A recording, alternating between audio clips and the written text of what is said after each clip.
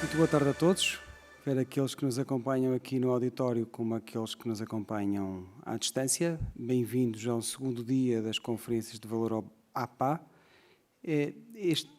Esta tarde, este painel é essencialmente dedicado à liderança e ao capital humano. Como sabemos, o capital humano é provavelmente o recurso mais valioso em tempos de pandemia, mais valioso em tempos de crise, e é sobre isso que vamos falar hoje, sobre a forma de o valorizar, sobre a forma de capacitarmos os nossos profissionais para estarem aptos para este contexto difícil de crise de pandemia. Numa primeira parte desta tarde falaremos sobre liderança. A liderança foi absolutamente fundamental durante a primeira fase de resposta a esta pandemia e continuará a sê-lo durante os próximos meses. Precisamos de líderes capazes, líderes ágeis, flexíveis, muito rápidos na sua resposta, líderes que foram confrontados com uma situação nova, que não vinha descrita em nenhum manual de gestão hospitalar ou de gestão de crise, com necessidade de decidir muito rápido e implementar ainda mais rápido, muitas vezes com pouca informação sobre o que se estava a passar. Precisamos, acima de tudo, de líderes que promovam, capacitem os seus trabalhadores para responderem a esta pandemia. Precisamos de líderes que nos inspirem, que nos guiem no rumo correto. É sobre isso que nos vai falar o Ruben Loop. Ruben está sediado em Barcelona, tem um currículo imenso que não é possível, por uma questão de economia de tempo, estarmos aqui a detalhar. Destacar só aqui alguns pontos. O Ruben é doutorado, tem 3 doutoramentos, é doutorado em Química, em Economia e em Filosofia, tem formações pós-graduadas por praticamente todas as escolas de negócios, pelas mais prestigiadas escolas de negócios do mundo, MIT, Stanford, Harvard, IMD e outras. Dedica-se especialmente às questões de liderança, de gestão de equipas e é fundador do Instituto sediado em Barcelona de Transformação de Liderança. É sobre isso que o Ruben nos vai falar hoje, sobre que líderes é que precisamos para enfrentar este contexto difícil, que características devem ter as nossas lideranças, como é que devem reagir as nossas lideranças perante este contexto de crise e de pandemia. Ruben, passo-te a palavra, por favor, e muito obrigado por estares connosco. Muchísimas gracias, muy obrigado. Déjenme decir primero que, aunque estas frases a veces no tienen contenido, yo se lo digo desde el corazón, estoy muy agradecido de que me hayan invitado a estar esta tarde con todos ustedes. Realmente para mí es un inmenso honor y un placer y les agradezco sinceramente esta invitación. La segunda idea es que me quiero disculpar. Eu tive a oportunidade de falar portugués e ainda me lembro un pouco das palabras en portugués, mas acho que se tento de falar a súa lingua será ainda máis difícil para vocês de me comprender que se falo castellano. Por tanto, me disculpo por no ser capaz de hablar su lengua, pero pasaré directamente a aquello que me han pedido que comente con ustedes y además les pediré que por favor a través del chat hagan llegar al doctor sus comentarios o preguntas, porque tenemos pensado que yo les hable un poco, pero también si estableciéramos un diálogo de las cosas que a ustedes les parecen más relevantes, para nosotros dos sería un placer hacer ese diálogo al final del día. Y empezaré directamente. ¿Quién es un líder? Pues miren, si me permiten un poco la manera simple de responder, un líder es aquel que tiene seguidores. Es aquella persona que se ofrece como líder a los demás y los demás deciden que a ese hombre o a esa mujer vale la pena seguirle, vale la pena acompañarle en su viaje. Y lo hacen porque le atribuyen una serie de atributos o de características que inspiran la confianza de las personas en seguir a esa persona. ¿Y de dónde nace esta inspiración? Pues también de manera muy sencilla y arrancando directamente por el corazón del liderazgo. Se lidera por el ejemplo, por el ejemplo. Es decir, las personas les habrán seguido a ustedes en sus puestos de muchísima responsabilidad, en una severa crisis, totalmente de acuerdo con escasez de información e incluso en esta ocasión diré de conocimiento, porque ha habido otras áreas médicas donde el conocimiento que ustedes tienen acumulado y sus equipos es enorme. Pero no, esto era nuevo para todos. Se hacía la investigación clínica conforme nos pasaban cosas. Por tanto, no se podía liderar desde un conocimiento acumulado que dé una seniority, una referencia, una guía a otros. No, había que liderar desde otro sitio, de alguien que simple y llanamente, porque le da la gana, porque quiere, ofrece lo mejor de sí mismo a los demás. Cuando tengo la oportunidad de trabajar más tiempo con ustedes, digo que la pregunta más clave de liderazgo es ¿qué puedo hacer yo por usted? Y esto a ustedes, los administradores, que tienen centenares o miles de personas bajo su responsabilidad, es una invitación que les hago. Les asignan un poder y una capacidad de decisión que ahora que no nos oye nadie, diremos que no siempre es así. O sea, que a veces nuestros equipos opinan que podemos hacerlo todo o decidirlo todo y nosotros sabemos que no, que estamos limitados, que quizá peticiones que nos llegan, que son totalmente lógicas y que si pudiéramos atenderíamos, pues no tenemos recursos o no tenemos medios o tenemos otras prioridades. Cuando hablo con sus colegas españoles, les digo, vuestro trabajo consiste en decir el 99,9% de las veces no a peticiones que estaríais deseosos, quizá no en el 99%, pero quizá en el 80% de decir que sí, porque es gente leal y entregada que hace peticiones para causar un mejor impacto en la sociedad o en los pacientes o para cuidar también a los profesionales sanitarios. Y también quiero arrancar un poquito por aquí. Yo solo vendré a vuestras manos a tres cosas.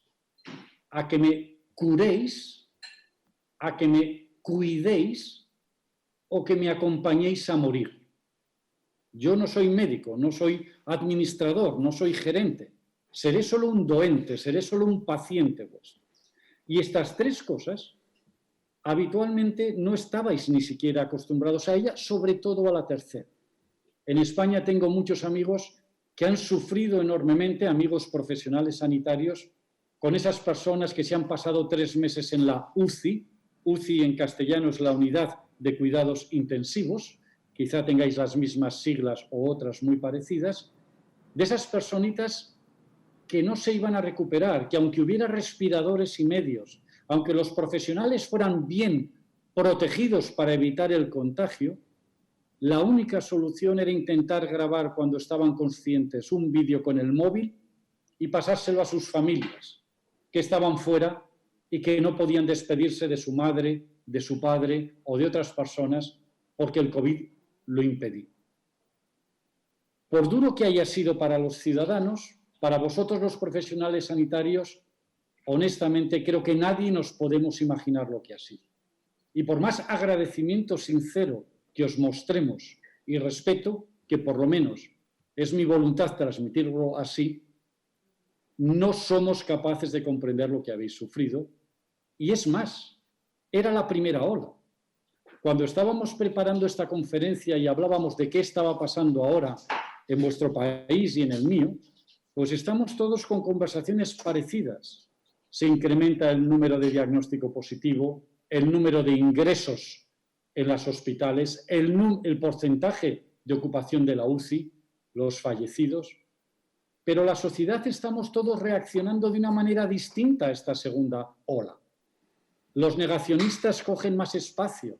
Los profesionales sanitarios aún no os habéis podido recuperar del esfuerzo y del sufrimiento anterior y estamos de nuevo, muy probablemente, en una segunda ola de dureza de pandemia ¿Y cómo les lideramos? ¿Cómo les motivamos?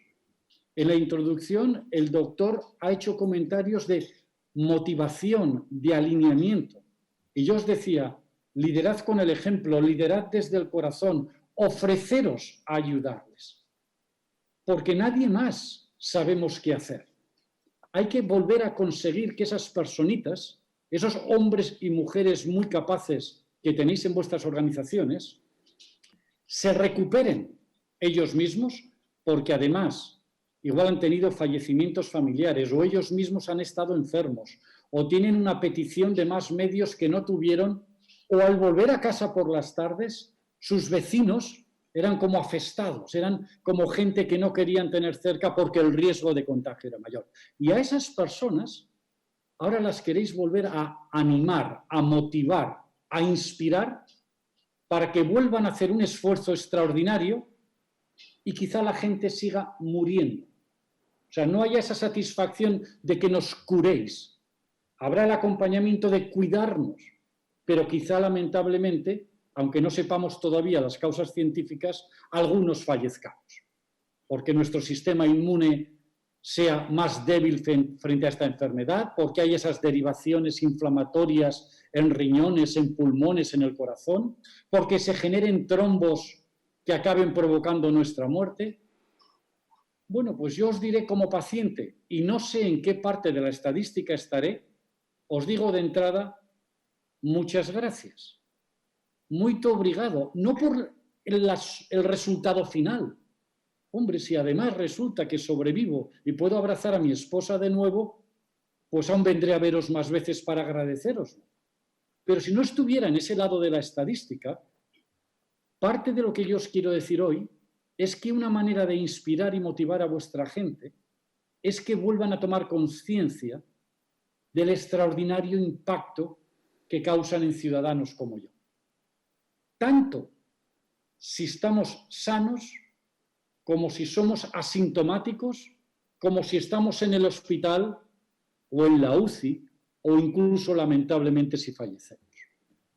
El valor que atesoráis de cara al ciudadano es tan extraordinario que por duros que sean vuestros días, tenéis que conseguir eso que hacéis muy bien. Llegar agotados a casa por la noche, después de turnos de 12 horas, de sufrimiento personal y profesional, abrazar a los vuestros y a la mañana siguiente volver a empezar. El liderazgo nunca es en el futuro. Eso puede ser un plan estratégico, nada en contra, una visión estratégica, bien, todo perfecto. Pero el liderazgo siempre es aquí y ahora. Aquí y ahora. En ocasiones me he acercado a hospitales. Aquí en España se habló mucho de que los profesionales sanitarios quizá necesitasen mindfulness o un curso de compasión o de autocompasión. Y nosotros nos lo estudiamos y nos ofrecimos a hablar con ellos. Mirad, mindfulness básicamente es estar en el aquí y ahora, como en el liderazgo. Y ante cada cosa que acontece, en lugar de reaccionar de manera automática, darte una pausa y responder. No es lo mismo reaccionar que responder. Y si yo caigo en vuestras manos y la única opción que tenéis es acompañarme a morir, pues por favor, acompañadme a bien morir. Abrazad a mi esposa si me está esperando fuera, porque esos instantes de liderazgo intenso, de añadir valor en los momentos más duros de la vida de otras personas, es un privilegio que tenéis. Un privilegio, sí, dirás, jolín, Rubén, un privilegio con lo que hemos sufrido. Tú no te puedes imaginar. Es verdad, no me lo puedo imaginar. Pero eso no quiere decir que mi razonamiento no pudiera seros válido. Como líderes os ofreceréis y lideraréis con el ejemplo. Un ejemplo en el que también os tenéis, por favor, que cuidar. Hay que cuidar a la máquina para que os podáis poner al servicio de otros. No es un ejercicio sobrehumano que os haga caer enfermos de agotamiento, de ansiedad, de depresión o de frustración. No, una cierta dosis de realismo. ¿Qué puedo dar yo? E igual lo que puedo dar yo hoy por la tarde, igual dentro de 3 horas ya no puedo porque estoy agotado y tengo que pedirle a un compañero que acompañe a otra persona en su cuidado. o no soy capaz de ofrecer tanta empatía como por la mañana a las 8 de la mañana cuando llegué. Bien, bien, calma. No os juzguéis, no sufráis. Simplemente haced aquello que podáis. Y esta reflexión creo que tiene importancia relevante para liderar a las personas en momentos de incerteza. Bajo aquella apariencia de control que teníamos, porque siempre ha sido una apariencia, pensamos que si yo hago A, pasará B. Y si pasa B y es bueno, es porque me lo merezco. Y si pasa B y es malo, es injusto. Pero parecía esa apariencia de que cuando yo hago algo, influyo en lo que acontece. Y sin duda, influyo. Pero ahí está la pandemia. Y ahí están nuestros seres queridos enfermos o asustados. O ciudadanos y amigos falleciendo. Y vosotros al pie del cañón y vuestros equipos. Quizá con medios insuficientes, con miedo íntimo de su propia vida o de sus familias cuando llegan a casa por las noches. Que sí, lo comprendo. Pero la pregunta es, bueno, ¿y qué podemos hacer? Pues podemos hacer aquello a lo que nos comprometamos. Os voy a enseñar ahora una transparencia. Bueno, os diré algo. Cuando yo preparo una presentación, suelo tener un plan A, B y C. En función de lo que me pasa, me voy moviendo. En Zoom es muy difícil. Pero hoy yo ya notaba que he preparado una presentación de unas 30 slides y hoy no era mi día para haceros una presentación. Sí que ahí hay cosas interesantes y hay modelos del MIT y de Harvard y de verdad que os los enseñaré. La organización ya lo tiene y ya os los pasarán. Pero yo hoy sentía, y lo sentía aquí, no lo aquí, jolín, que hoy es un día para daros una charla magistral de lo que dicen en Harvard que es el liderazgo. Hoy es un día para pediros por favor que resistáis, que nos pidáis ayuda. Que aunque los ciudadanos a veces seamos muy raros y muy injustos, y los somos, en ocasiones somos muy idiotas, hay un filósofo que dice que los seres humanos es la única especie animal que es capaz de volverse imbécil. ¿Vale? No pasa con los perros, ni con los elefantes, ni con las ballenas. Pero a veces los seres humanos sí que nos volvemos idiotas, con falta de empatía, con juicios severos y negativos sobre los otros, siendo injustos en el trato. Pero bueno, soltaros también de la gente que os quitemos energía y que os quitemos valor y apoyaros en aquella gente que igual os da un abrazo cuando le comunicáis que su padre o su madre ha fallecido en cuidados intensivos después de haber hecho todo lo que podíais profesionalmente y humanamente. Ahí es donde está el privilegio que tenéis.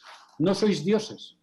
No podéis arreglarlo ni resolverlo todo, pero podéis decidir en cada momento de aquello que aún tengáis, qué ofrecéis a los demás.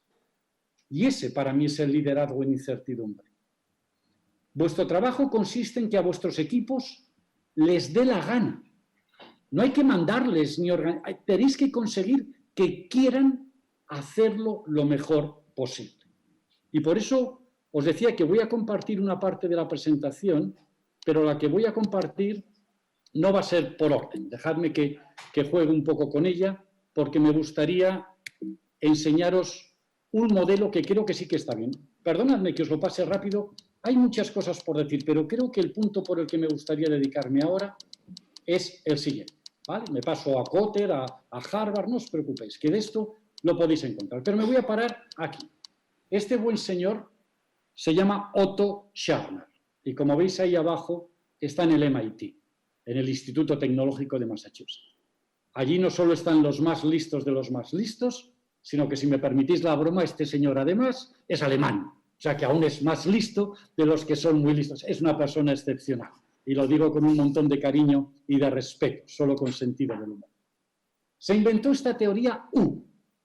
Claro, estamos en incertidumbre, estamos en transformación y a veces nosotros, los europeos, los occidentales, pensamos que de un presente hacemos plis, plas, hacemos así con los dedos y conseguimos una transformación para un futuro mejor y diferente.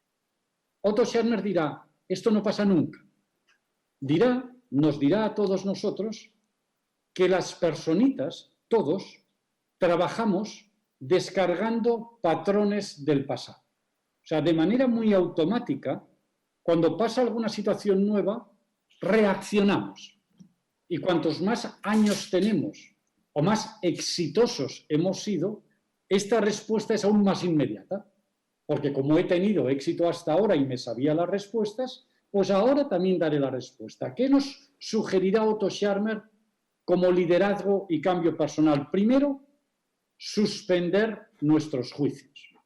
Mirarlo con ojos nuevos. ¿Qué quiere decir esto? Es posible que en vuestros hospitales vosotros mismos, vosotras mismas, necesitéis más recursos o que tengáis una decisión o una propuesta de qué hacer con enfermos COVID y con enfermos no COVID.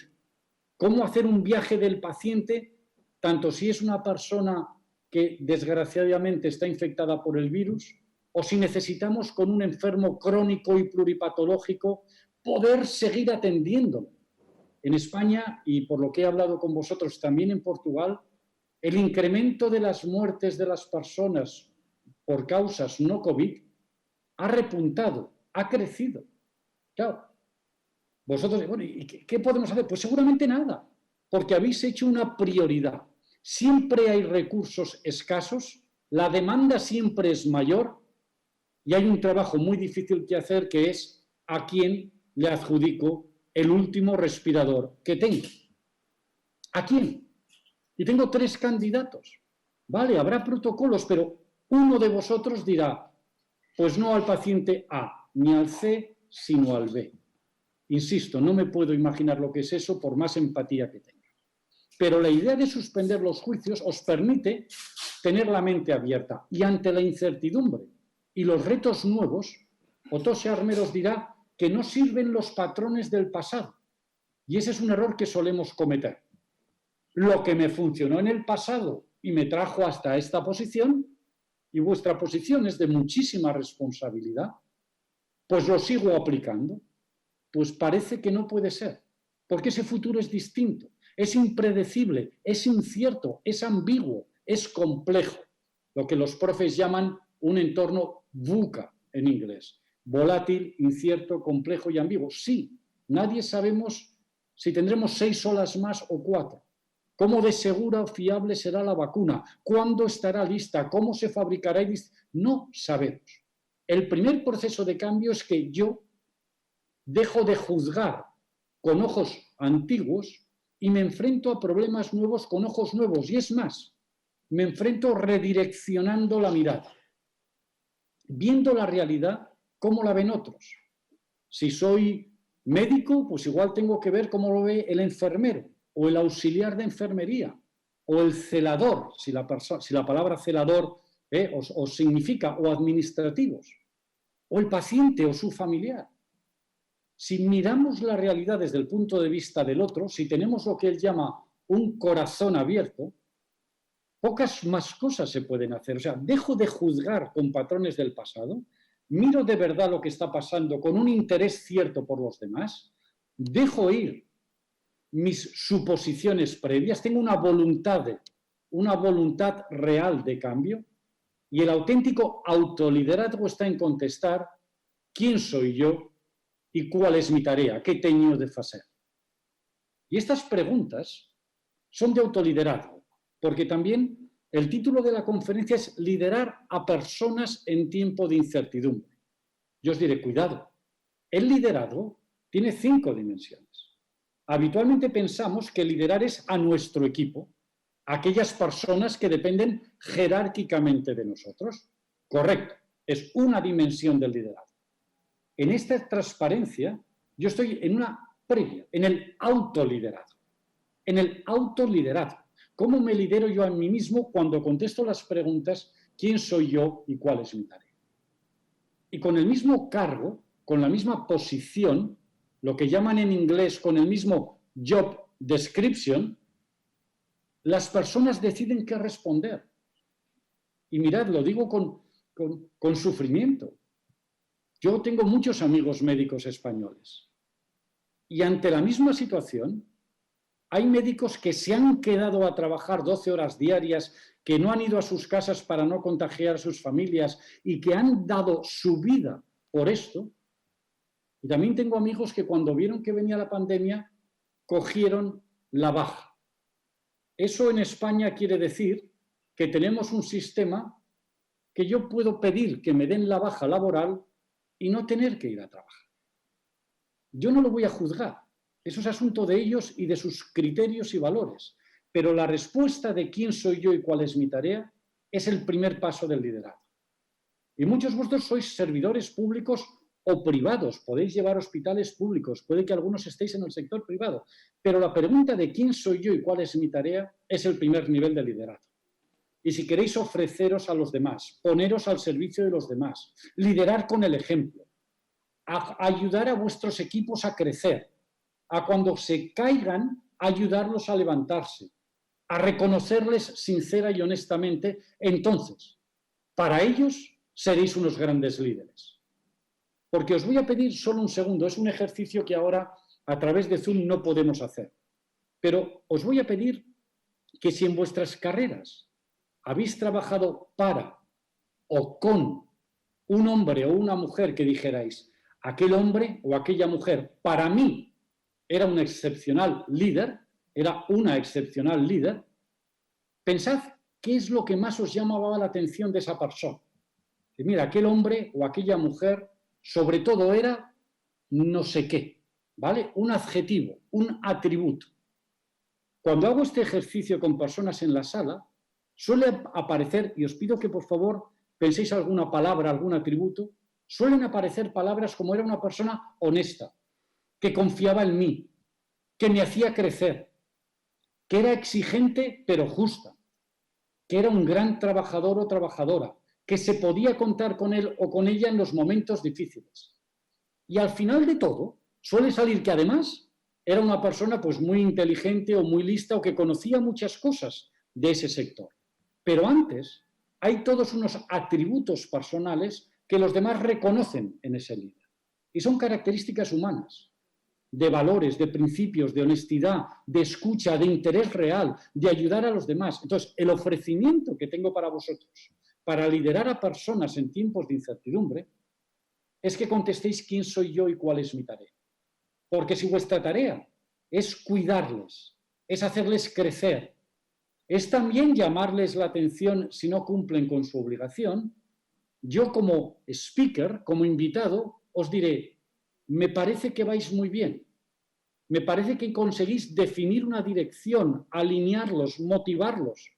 No podréis solventarlo todo, ellos tampoco, vosotros tampoco. Tendréis seguramente que tener alguna conversación difícil. Bueno, pues para las conversaciones difíciles, calma, las preparáis bien, las pensáis, elegís el momento y el lugar oportuno y le decís a alguien, mira Rubén, creo que no estás contribuyendo tanto como debieras. Creo que podrías hacer más en la UCI, creo que podrías hacer más en atención primaria, en planta, y se me da el feedback que corresponde. Porque si esta bajada de la U es cambio personal, la subida la haréis con vuestros equipos. Muy bien, nos viene una pandemia, ostras, quizá tengamos que suspender cirugías, caramba, igual no podemos hacer que enfermos que tengo que ver vengan al hospital porque los ponemos en riesgo. Bueno, pues habrá que co-crear nuevas alternativas con los medios existentes, porque también decía muy bien el doctor que decidís con información incompleta, siempre ha sido así, y yo añadiré, y sin los medios necesarios. En España se criticó mucho a todo el mundo porque no teníamos los medios necesarios. Mirad, en mi modesta opinión, ninguna organización del mundo puede tener todos los medios necesarios para cualquier situación extraordinaria que acontezca. Y una situación extraordinaria puede ser una pandemia, un terremoto, ¿entendéis? Algo totalmente extraordinario. ¿Cuántas camas debieran tener las UCIs de nuestros hospitales paradas y vacías y dotadas de medios y con infraestructura para poder absorber las puntas que tuvimos y que quizá tengamos? No es posible. Por lo tanto, cuando vienen estos tsunamis, cuando vienen estos desastres imprevistos, Los seres humanos tenemos que tomar conciencia de que hay que co-crear nuevas alternativas, pero con lo que tenemos hoy. Porque la crisis ocurre hoy. Y la crisis, y por favor entended este mensaje bien, la crisis tiene muchísimas cosas malas, muchísimas. Y una como esta que causa fallecimientos es evidente. Pero cuidado, seguramente habréis notado en esta primera fase de la pandemia que ante esta urgencia, ante esta crisis tan severa, algunas personas han dado lo mejor de sí mismas. Incluso algunas que no parecía que tuvieran esa capacidad. Y algunos equipos que no se entendían y discutían han aparcado sus diferencias y se han unido porque la crisis lo exigía. Es decir, hay lecciones positivas que aprender de una crisis y la mayoría de ellas están en el liderazgo de las personas. Estas crisis suelen demostrar que muchas personas, además de tener la capacidad técnica de hacer su trabajo muy bien hecho, además tienen la voluntad, tienen el corazón, tienen el deseo de hacerlo muy bien. Pero no siempre lo tienen en modo on. A veces está en modo off y parece que el motor está parado, pero cuando aparece una necesidad, ves gente que se transforma. Entonces, la pregunta como líderes ¿es necesaria una crisis para que estos hombres y mujeres se alineen, trabajen en equipo y disfruten del trabajo? Es decir, ¿podríamos generar lo bueno de la crisis sin la crisis? ¿Podríamos motivar, inspirar, crear equipos transversales, coger pequeñas áreas de trabajo y mejorarlas? Nuestra posición es que sí. Nuestra posición como, en teoría, expertos de lideranza y mudanza, de transformación, es que os ha pasado por delante una ocasión única, dramática y terrible en muchos aspectos. Por favor, no penséis que no soy consciente de ello. Pero la pregunta es, ¿verdad que esta segunda ola no será igual que la primera? ¿Verdad que habéis aprendido cosas? Y algunas de las que hemos aprendido son negativas y malas. Hay gente que está cansada, enfadada. Bien. Habrá que pensar cómo les damos la vuelta. Cómo después de co-crear esas alternativas empezamos a cristalizar proyectos. Cómo conseguimos prototipar cosas que nos funcionen bien. Porque yo os decía antes, yo vendré como paciente, pero aun siendo paciente, creo que hay que hacer lo que se pueda para el paciente, pero cuidando mucho al profesional sanitario. Hay que cuidaros, tenéis que cuidar a vuestros equipos y solo así nos podréis cuidar. Entonces es un equilibrio permanente, un equilibrio muy difícil. Y para desplegar ese futuro en su totalidad, en una crisis, en una incertidumbre tan severa, hay que tener mucha resiliencia, mucha resistencia. Liderar es un deporte de contacto y requiere coraje, mucho coraje, y una mentalidad de servicio a los demás. Esa es la receta que intento ofreceros para que con vuestros equipos les reconozcáis sinceramente el esfuerzo, les llaméis la atención si es preciso, les cuidéis cuando caigan y les animéis cuando estén arriba, que trabajen en equipo enfocados con el realismo de que hay que responder en cada instante con los medios que se dispongan. Y si yo entro en vuestras manos muy malito y lo único que podéis hacer es comunicarle a mi esposa y a mis hijos mi fallecimiento, en ese momento es cuando se produce el liderazgo. ¿Cómo me lo comunicáis? Y sin embargo, si voy mejorando y podéis retransmitir buenas noticias, también en ese momento decir, oye, parece que estamos evolucionando bien, responde al tratamiento, ha caído la inflamación, lo que fuera, pero en el aquí y ahora de cada interacción entre personas, o creáis valor, y supongo que veis muy claro que no hablo de valor económico, claro que tenemos que ser eficientes, ¿no? Pero hablo de un valor con mayúscula, de ese privilegio que he dicho que tenéis, de conseguir acompañarnos en los momentos que tenemos más miedo, más incertidumbre o incluso en momentos de fallecimiento. ¿Es eso suficiente para que cada día estéis al máximo? No. Es más, no se puede estar cada día al máximo. También hay que aceptar que yo no soy una línea plana, sino que habrá días que me saldrá muy bien y habrá otros días pues que igual no pueda. Bien, calma, realismo. Pero que el quién soy yo y cuál es mi tarea, que os pide Otto Scharmer, esta pregunta del fondo de la U, deis la respuesta que creéis conveniente. Y yo os invito a esa autoliderar. La otra dimensión es liderar a mi equipo. Hay que liderar también a los iguales. Si estáis en una organización y tenéis personas de vuestro nivel jerárquico sobre los que no mandáis, tendréis que influirles.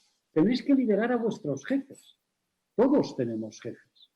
Y esos jefes en ocasiones son tan majos como nosotros que tampoco nos pueden dar aquello que precisamos, porque no está en sus manos, pero habrá que influir, habrá que encontrar colaboraciones. Y esto también es difícil, porque nos han educado a competir. Y yo os digo, no, esto siempre ha estado mal. Siempre ha sido un error que nos hemos creído a base de repetirlo, que la competencia feroz entre nosotros provoca progreso. Bueno, pues no parece que sea el caso en las situaciones realmente importantes. Parece que es la colaboración la que une a los humanos ante situaciones extremas. Y es ahí donde se genera un liderazgo distinto. Entonces, en este sentido, y os sigo recordando, por favor, que preguntas o comentarios que tengáis los pongáis encima de la mesa, os quiero mostrar esta transparencia. He pasado muy deprisa, bueno, ya os lo enseño un momento al señor Kotter, antes os enseñé a Otto Scharmer, pues os enseño ahora a John Kotter, que es un profesor emérito de Harvard, también otra persona sensacional. ¿Sabéis cuando a veces conocéis una persona y decís, este hombre o esta mujer es de otra liga? De otra liga, no me refiero solo a la de Mourinho o a la de los nuestros, no, otra liga. Pero no solo por su capacidad, sino por la enorme bondad que destila, bondad humana, su reflexión. Pues este hombre escribió un artículo precioso que es sobre la diferencia entre gestión y liderazgo. Y lo hizo de una manera súper esquemática. Y os la ofrezco hoy porque es el mejor resumen que jamás he encontrado de qué es Gestalt y qué es lideranza. Primera reflexión, ¿qué hace un manager, una gestora, un administrador? Tres cosas. Planifica y hace orzamentos, planifica y hace presupuestos, asigna recursos y toma decisiones y resuelve problemas. En los recursos pasa como en la economía doméstica, ¿no? Siempre hay más demanda que oferta, ¿no? Siempre hay más peticiones que lo que podemos atender. Cariño, este año o nos vamos a esquiar o arreglamos la cocina, pero las dos cosas no podemos. Y si me permitís un ejemplo para no estar hablando siempre de camas de UCI o de respiradores. Un gestor hace estas cosas, planifica, hace presupuestos, asigna recursos, toma decisiones y resuelve problemas. O sea, lo que hacéis vosotros casi cada día, no sé si 8, 10, 14 o 27 horas al día. Esto es un gestor, una persona, un hombre o mujer que es una gestora. ¿Y qué dice Kotter que hace un líder? Y veréis que en las palabras del doctor del inicio, él ha dicho ya algunas. Por lo tanto, tiene mi total fervor en su introducción. ¿Qué hace un líder? Hacia allí. Define una dirección, hacia allí. ¿Qué más? Todos hacia allí. Alinea a sus equipos. Consigue que haya un propósito común, un objetivo común. Y además motiva e inspira. Ya he dicho que esa motivación e inspiración, sobre todo, existe con el ejemplo. Hay profes que dicen que el ejemplo es una excelente manera de liderar. Yo soy más agresivo. Creo que es la única. En inglés utilizan la expresión de walk your talk. En castellano decimos que uno tiene que hacer lo que dice, ¿vale? Y no otra cosa. Seguro que tenéis alguna expresión similar en vuestra lengua, que es, no me des discursos. Demuéstrame con tus actos que tu nivel de compromiso es encomiable, es admirable, es algo que vale la pena seguir y dedicarse. Entonces, claro, si yo estuviera ahora en una sala, os diría, por favor, esta semana pasada que fuisteis a trabajar, ¿qué hicisteis? ¿Gestionar o liderar? ¿Estuvisteis resolviendo problemas y asignando recursos y tomando decisiones 20 horas al día? ¿O tomasteis un poquito de distancia y dijisteis, chicos, tenemos que conseguir atender a COVID y no COVID y hemos de empezar a trabajar en equipo para ver cuáles son las intervenciones quirúrgicas que podemos retrasar o derivar? o buscamos asociaciones y socios externos para poder atender mejor, pero con un propósito común, cambiando la pregunta ¿qué hay de lo mío? ¿Por qué hay de lo nuestro? Antes de que penséis que hay que elegir una cosa u otra y digáis, ostras, lo de Rubén me ha gustado mucho. La segunda feria de la semana que viene voy a ir al hospital y les voy a decir, hoy nada de gestión ni de problemas, que hoy he venido a liderar. Así que no me pongáis con dificultad. No. Lo que Kotter dice es que no es una cosa o la otra. Es que gestionar es aquello que tenéis que hacer y el liderazgo es cómo hacerlo. O sea, podéis llamarle la atención a alguien definiendo una dirección, motivándole, inspirándole para hacer mejor. Y es en esa línea de reflexión en la que yo os quiero proponer que pensemos hoy. En esto del vivo y el directo tengo una pregunta también directa para nuestro querido doctor, para nuestro moderador, que es la siguiente. Llevamos como unos 40 minutos del tiempo que teníamos previsto. Yo tenía como 25 transparencias y he explicado 3, ¿vale? Y te quiero preguntar, honestamente y con transparencia, si quieres que nos movamos un poquito hacia las preguntas y al diálogo y entonces vayamos a otros sitios de la conversación que os puedan parecer interesantes, tanto a ti como a la asociación, como a los participantes, o si quieres que intente compartir algo más de la presentación. Ya te dije al inicio que soy un hombre muy fácil, que lo que tú me digas me parecerá bien. Olá, Ruben. Em primeiro lugar, muito obrigado por esta tua magnífica apresentação, mas eu sugeria se calhar que falássemos um bocado sobre alguns dos temas a apresentação é necessariamente longa. Nós se calhar vamos ter que marcar um outro dia para regressares a Lisboa e completares a tua apresentação aqui presencialmente connosco, quando isso for possível. Mas se concordares, discutíamos aqui agora alguns temas e que tem muito a ver com o nosso contexto aqui português e sobre os quais eu gostava de ter a tua opinião, se concordares. Em primeiro lugar, dizer que acompanho totalmente a tua apresentação sobre a necessidade de nós ouvirmos as pessoas e orientarmos as pessoas num determinado sentido, apontarmos um rumo, mas ouvindo muitas pessoas. Curiosamente, hoje de manhã, num dos cursos, nós durante a manhã temos feito uns cursos, e num dos cursos, um dos nossos melhores intensivistas do país, o professor José Artur Paiva, dizia exatamente isso, numa pergunta sobre equipa e sobre liderança, e ele dizia que o segredo dele para gerir a equipa foi ouvir e sentir, todos os dias. E eu achei curiosa esta frase do ouvir e sentir e a forma como ela está completamente alinhada com aquilo que nos estás a dizer. Sí, si me permites, porque esa es algo que también es una idea que yo quiero compartir con vosotros, ¿no?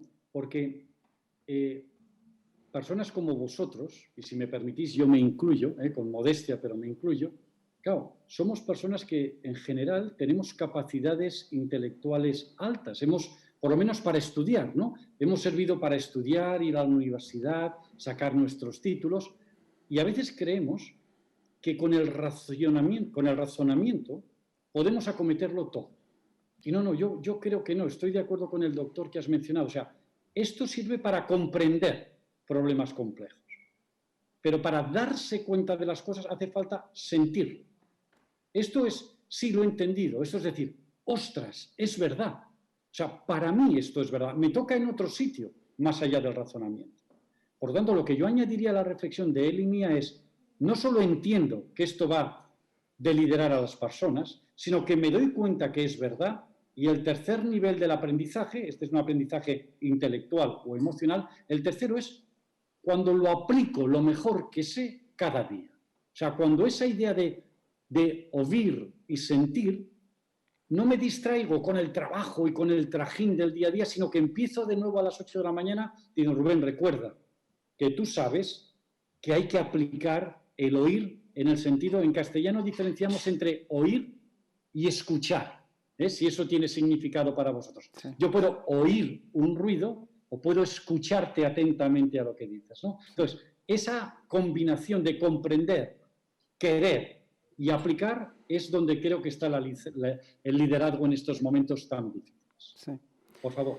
Eu tenho uma experiência que também queria partilhar contigo no meu hospital, uma experiência de liderança. Eu tenho tenho a sorte de trabalhar num hospital que tem um grande líder e portanto, tenho esta experiência durante este período da primeira pandemia, este exemplo de liderança, e eu estava hoje de manhã a pensar sobre quais foram os pontos, os critérios que eu acho que fizeram a diferença, e eu queria discutir isto contigo. Em primeiro lugar, a rapidez. Portanto, é um líder que é uma liderança que não deixava nunca de decidir, muitas vezes com informação incompleta, porque a própria natureza da doença nos obriga a ter informação incompleta. É um vírus novo, portanto nós nunca sabíamos tudo, mas ele decidia sempre. Depois punha a questão da transparência acima de tudo. Quando nós reuníamos num grupo, no gabinete de crise, a informação era absolutamente transparente e a decisão era tomada com transparência e logo à partida era uma decisão consensualizada, partilhada. E quando a decisão é partilhada, é tomada em conjunto, com base numa informação transparente, é muito mais fácil das pessoas a seguirem, é muito mais fácil das pessoas a implementarem. Já não há discussão sobre porque é que se tomou aquela decisão. E por último, é uma liderança que nunca se preocupou em concentrar a decisão. É uma liderança que olhou para isto. Eu acho que isto é assim nos hospitais todos. Quer dizer, os hospitais não têm um líder. Os hospitais, como todas as organizações, têm uma rede de lideranças nos diferentes locais, em diferentes equipas. E a preocupação desta liderança foi de apontar um rumo, apontar uma orientação, uma estratégia, pedindo depois a cada um dos líderes locais que montasse o seu próprio plano para lá chegar. Portanto, não temos um líder super-herói, temos um líder que gere uma rede de líderes. E eu confesso que, quer dizer, nós nunca tínhamos passado por uma experiência destas, e para mim foi um grande momento também de aprendizagem. Foram momentos difíceis, mas de muita aprendizagem sobre como é que se pode gerir, como é que se pode ser líder num cenário destes, num cenário de incerteza. E eu destacaria estas três grandes características desta liderança. Portanto, a rapidez, a transparência e a partilha desta liderança. E eu queria este teu comentário, porque isto nem sempre se vê. Nós também vemos líderes que por oposição a isto, tendem a concentrar muito as decisões, tendem a tomar decisões sozinhos e não comunicar de uma forma clara porque é que tomaram esta decisão, e também vemos disso aqui em Portugal, infelizmente. Esto que comentas yo lo comparto completamente, o sea, me gustaría recorrerlo de nuevo porque primero, una de las principales labores de un líder es crear más líderes, es decir, crear una estructura de liderazgo distribuido. Va unido a la velocidad. Si yo quiero tener una estructura jerárquica y quiero que vengan a mi mesa las decisiones, solo el hecho de que vengan a mi mesa lo hará más lento. Porque yo trabajaré 8 horas al día, pero si estoy en un hospital tengo centenares de personas que trabajan 24 horas al día, 365 días por semana. Entonces, el liderazgo es distribuido, no es concentrado. De hecho, nosotros decimos que un buen equipo de alto rendimiento no tiene un líder. Todos son líderes del equipo y dependiendo del entorno o de la situación, pues igual en una ocasión es mejor que tú lideres porque tienes mejores condiciones que yo para esa situación, pero al día siguiente acontece otra cosa y tú estás perfectamente bien con que lidere yo porque igual tengo capacidades para eso. Pero eso no nos pone a ninguno de los dos en una situación de competencia o de jerarquía. No, de colaboración. Si tú eres mejor que yo, lidera. Y claro, si hay muchísima transparencia ¿Qué tiene de bueno la transparencia? Como tú decías, decisiones partilladas. Si estamos de acuerdo en que esta es la situación y este es el mejor curso de acción, ya no necesito que las decisiones vengan a mí. Porque si estamos 500 personas repartidas por ahí con un criterio común y compartido, partillado, es mejor que 500 personas tomen una decisión esta tarde que no que me envíen un mail para que yo acabe contestando el domingo al mail 500, oye, que me parece bien, te autorizo a tal.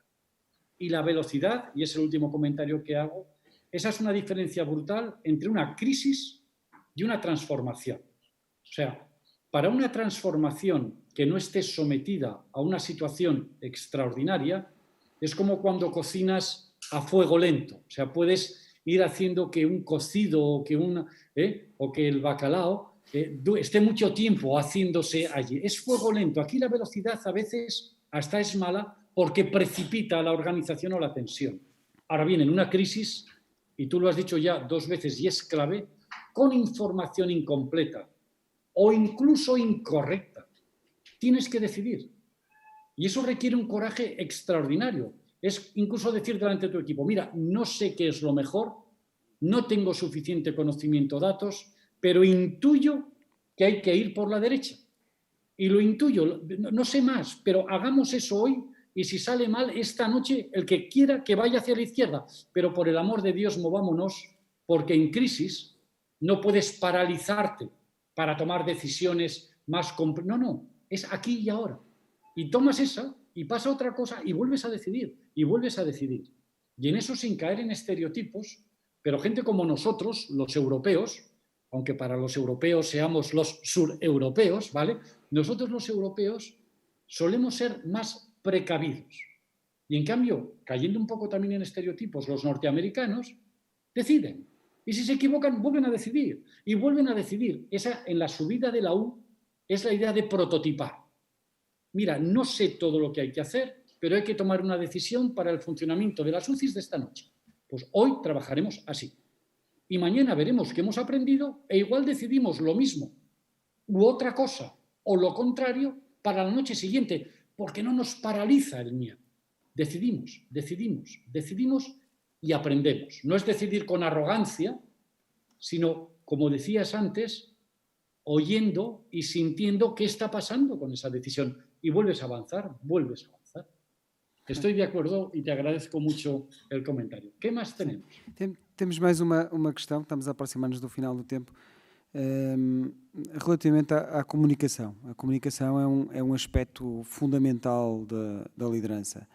A liderança é uma forma de pensar, é uma forma de fazer, mas é principalmente uma forma de comunicar. E esse tem sido um tema muito discutido em Portugal. Às vezes temos comunicação por excesso, nem sempre a comunicação tem o foco que deveria ter e a comunicação também se faz pelo exemplo. E tem sido muito discutido em Portugal, por exemplo, a questão da obrigatoriedade do uso de máscara ou da obrigatoriedade do uso de uma app. Mas temos depois aqui algum desacerto entre a comunicação, entre a informação que nos é dada, porque ao mesmo tempo que se diz que, por exemplo, não podemos juntar mais do que 5 pessoas, que é proibido juntar mais do que 5 pessoas, ou que é obrigatório usar máscara, mas por outro lado continuas a permitir que pessoas utilizem transportes públicos com 30 ou 40 pessoas, ou teres governantes, por exemplo, num programa de televisão sem máscara. E isto cria desconfiança nas pessoas. Quando a comunicação não é bem estruturada, não é coerente, digamos assim, isto cria desconfiança. E quando há desconfiança é muito mais difícil as pessoas seguirem-te como líder. E, portanto, como é que tu olhas para esta questão da confiança? Porque este também me parece uma questão muito importante. A confiança que é preciso que as pessoas tenham nos seus líderes e que isso também passa pelo exemplo das nossas lideranças. Totalmente de acuerdo. Pasé muy deprisa por un tema de Kotter, pero Kotter dice que en los procesos de transformación y de gestión de crisis, dice él así de una manera un poco exagerada, un poco hiperbólica, que comunicamos 1000 veces menos de lo que debiéramos. es una manera de decir que tienes toda la razón del mundo. O sea, efectivamente, la comunicación es clave en los procesos de crisis y de transformación y es una extraordinaria palanca de confianza o de desconfianza. Y este es un aspecto clave. Y también antes, cuando hablabas de los comentarios de las características de ese líder de tu hospital, utilizaste la palabra transparencia. Pues yo las voy a juntar todas porque yo soy radical, que en situaciones de crisis tú como líder debes comunicar permanentemente y con total transparencia.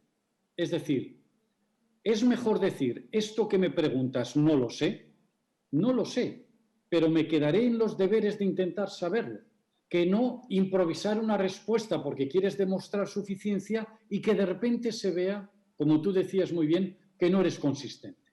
O sea, en crisis, sobre todo, lo que no puedes perder es la credibilidad. O sea, te pueden pasar millones de cosas fuera de control, pero tu credibilidad como líder no la puedes perder.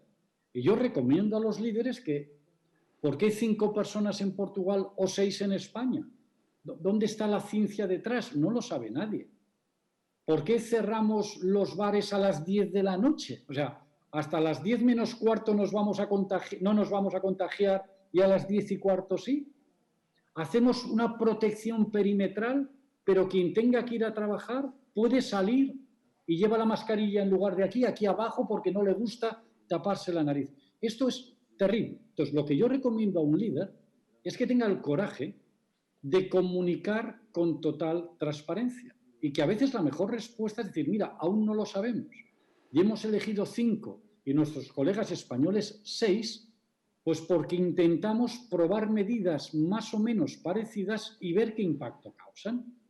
Y no lo sabemos. Cuando había todas aquellas informaciones, no, en verano el virus morirá porque no resistirá a los días a temperatura alta y lugares como el Algarve o Andalucía estarán fantásticos. A ver, no lo sabemos. Entonces, porque cuando pierdes credibilidad, el otro solo tiene 2 opciones.